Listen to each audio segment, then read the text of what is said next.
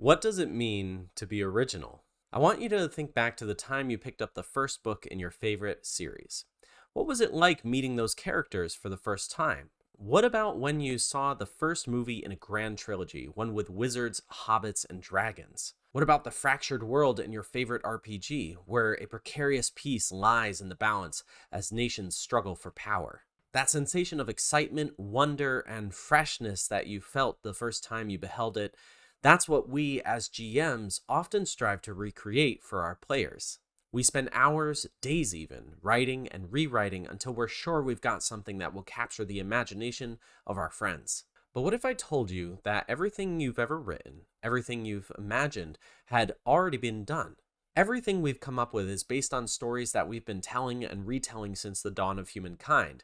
No matter what we do, those basic archetypes will never change. There is nothing new under the sun, after all. Hi everyone, my name is Ian from Incendium RPGs, and today I want to discuss archetypes in storytelling and how to forge that feeling of originality at our tables.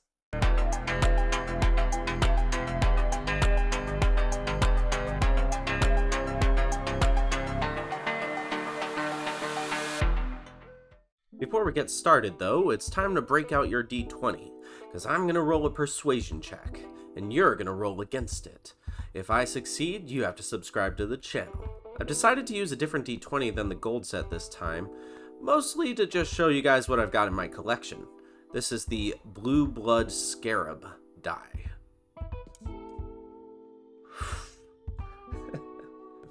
Well, I guess that was bound to happen eventually. I'll catch you on the next one, guys.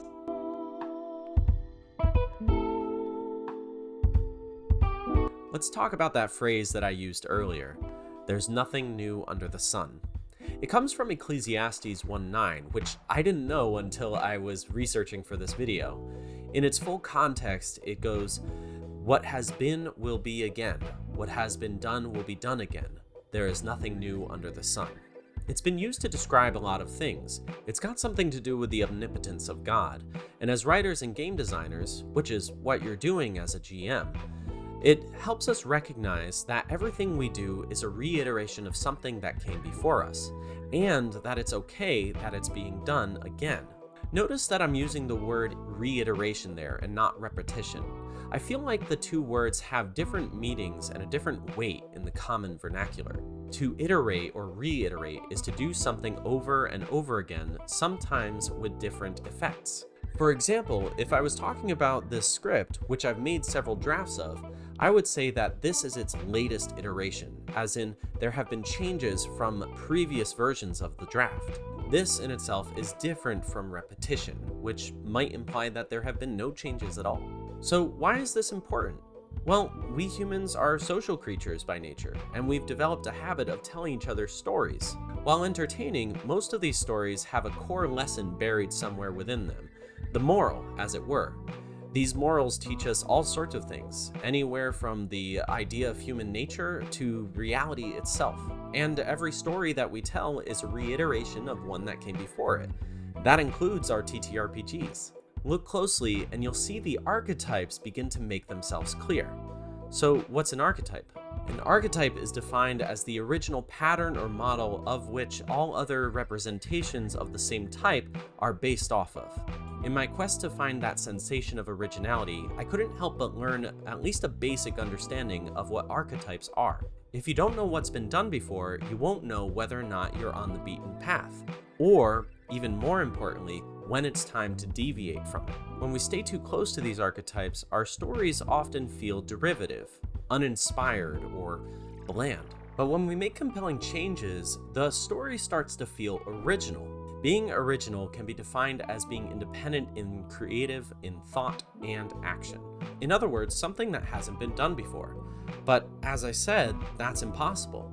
Everything is a reiteration of something that came before it. And that's why when I talk about originality in this video, I'm gonna cheat a little bit. The sensation of originality is something that is subjective from person to person and group to group.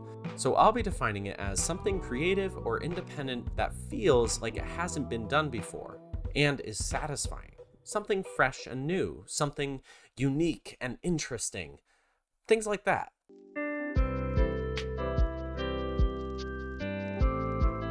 Now that we've laid the ground rules, let's talk about things that have succeeded or failed in feeling original. Let's start with J.R.R. Tolkien's The Lord of the Rings when he talks about the elves.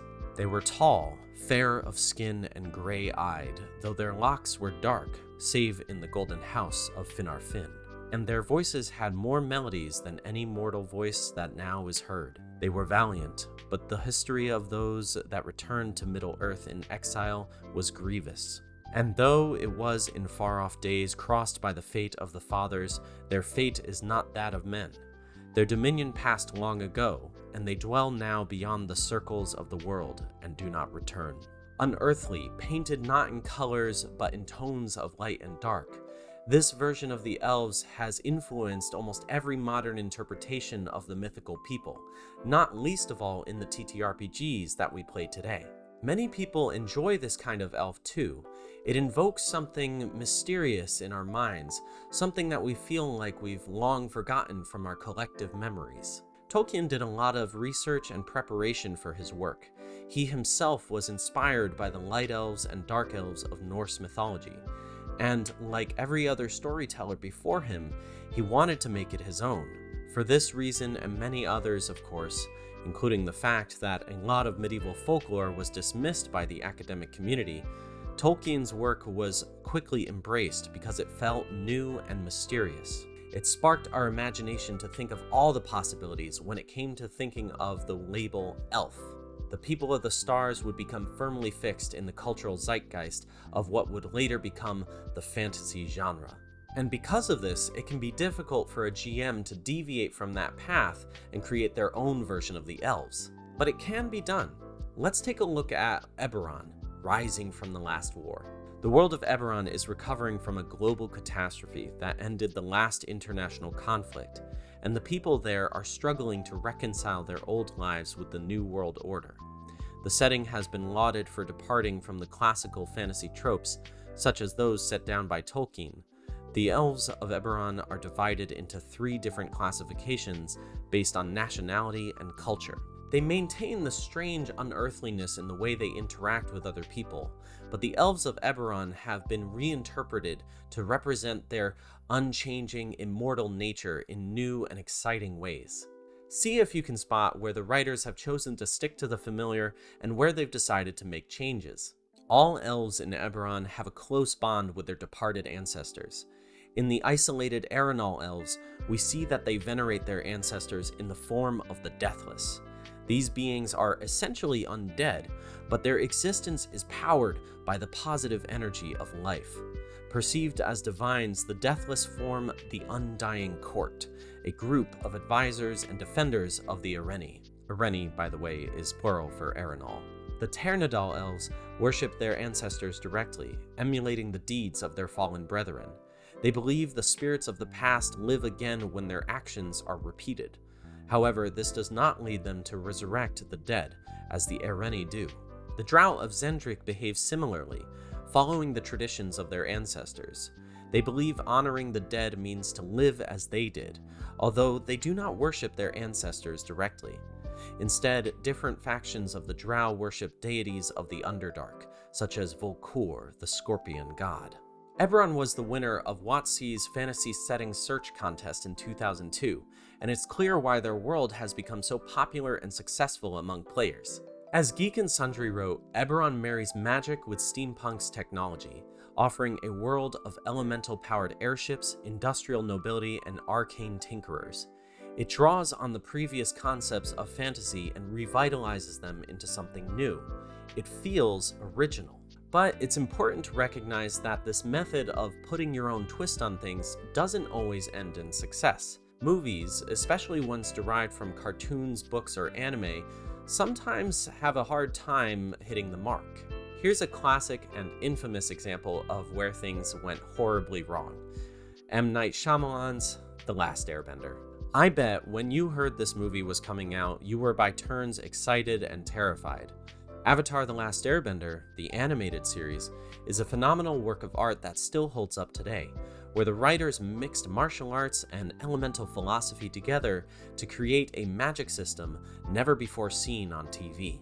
Like with Dragon Ball Z, I remember my friends and I playing as Aang or Zuko on the playground in school, trying to imagine what it would be like to hold that power in our own hands. For Atla fans such as myself, seeing this in live action was almost too much to dream of. A feature-length movie with a Hollywood budget covering almost the entire first book? It was too good to be true, and it was, for a lot of reasons. The acting, the writing, the directing. Mr. Shyamalan took an awesome concept and tried to give it to us in live action. We wanted real-world martial arts, and that's what he provided. But unfortunately, that's only half of the puzzle. The elements have to move along with it. And Mr. Shyamalan decided to turn the action dial in that department down to a 1. Unlike the animated series, where little movements could have profound impacts on the elements around them, we got this.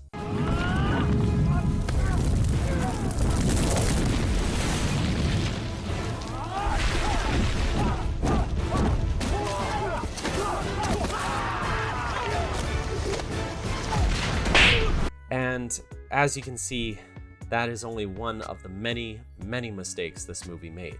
The Last Airbender was a movie that tried to take a world that was so beloved and improve upon it in many facets. Unfortunately, it failed to spend its vast resources on the things that made that world so special: the elements, the people, and the story. Even though Mr. Shyamalan tried to put his own spin on things, as he always does, it ended up falling completely flat, even for people who hadn't seen Avatar: The Last Airbender in its original form. Parts of the movie may have been original, but that doesn't mean it was good.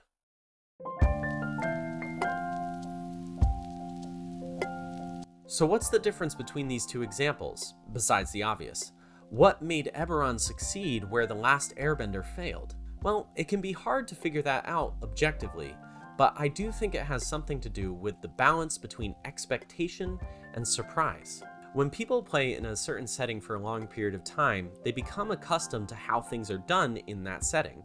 Whether it's the magic system, the cultures, or the world history, they take that into themselves and turn it into a part of how they play the game. It's the standard, the default, the norm.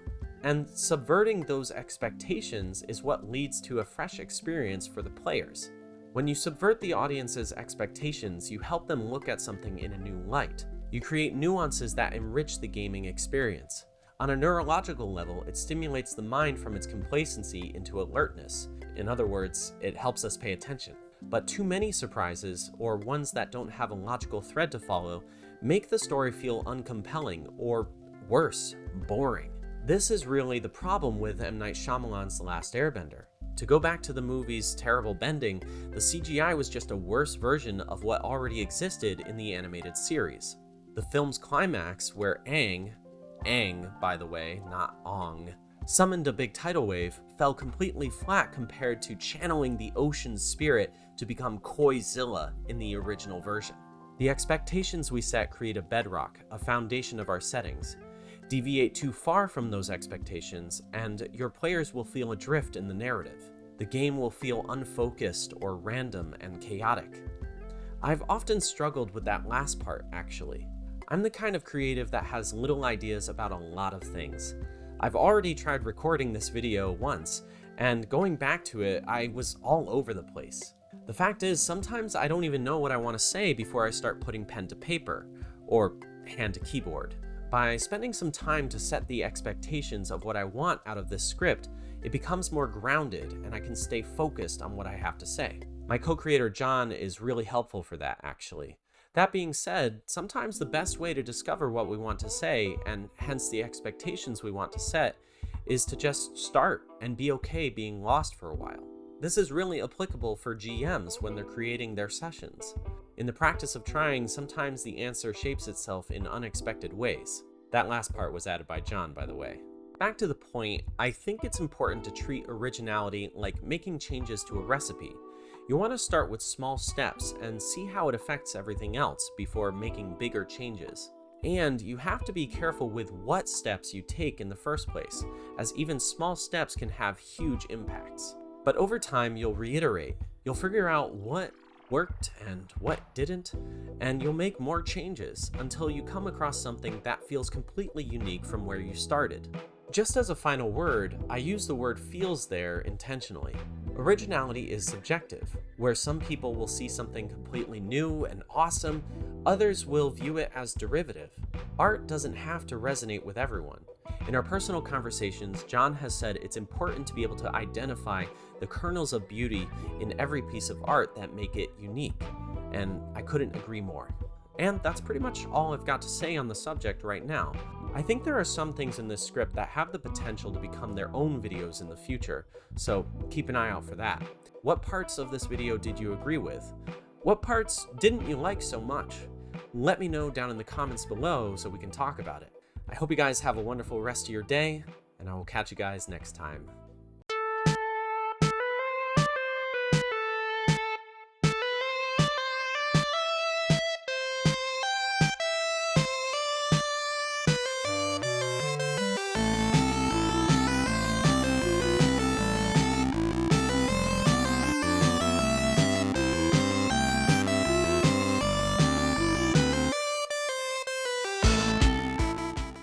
How do farmers party? How, Mary Kate? They turn up the beats.